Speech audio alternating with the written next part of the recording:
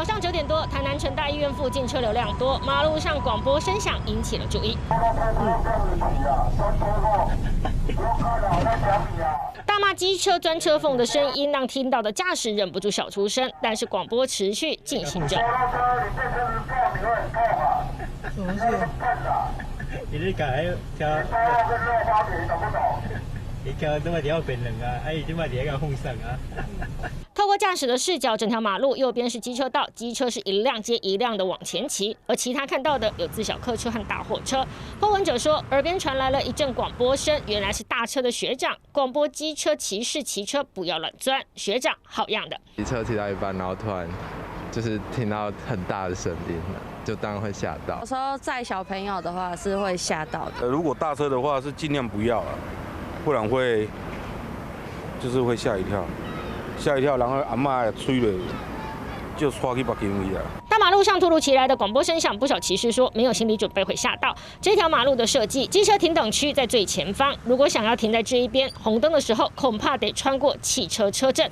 疑似有大车驾驶发现机车钻车缝，才会忍不住广播示警。大型车引扩音器向其他机车广播，若为车主擅自加装，可依道交条例第16条。擅自变更设备开罚，处900元以上1800元以下罚款。虽然是好心的提醒广播，但是警方表示，法规上擅自变更车辆的设备，罚单最重1800。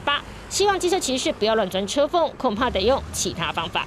三立新闻王少宇、陈宇安、张哲如、朱以荣，台南报道。排1、2、3、4，你的车灯没开。大车驾驶行驶在路面上，看到前方车辆大灯没开，就会拿出大声公做提醒。大灯没打开啦，或者是它有，比如说轮胎没气啊，我们可能就会用那个扩音器，就是大声公来跟他提醒。基本上应该是违法啦，就碍于有时候安全上的考量，叫他先过他也看不到啊，你按喇叭的话又太大声，怕吓到他。用扩音器提醒用路人，也方便在工地里联络事情。但依道交法，违规使用扩音器，可处最高1800元以下罚款。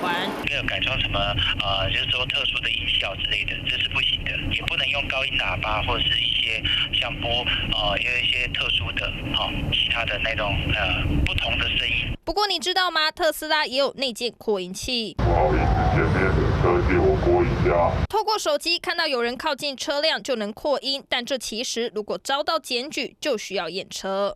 那如果检验不合格的话，我们会给1个月的改善期。半年后，如果他还是不合格，那我们就会进行注销他的牌照。除了不能使用扩音器、改装喇叭声或是特殊的音效，甚至七彩灯光，监理单位表示这些全部都是违规，看起来很炫，但都会吃上罚单。三立新闻张哲如、陈宇安高雄报道。